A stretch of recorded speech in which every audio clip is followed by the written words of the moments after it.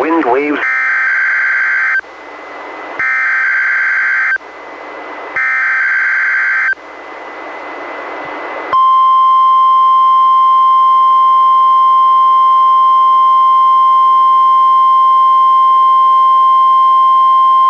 This is the National Weather Service office in Portland, Oregon.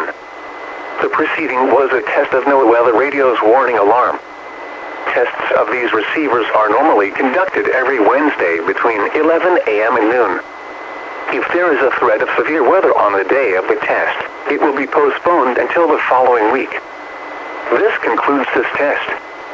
We now return to our regular programming.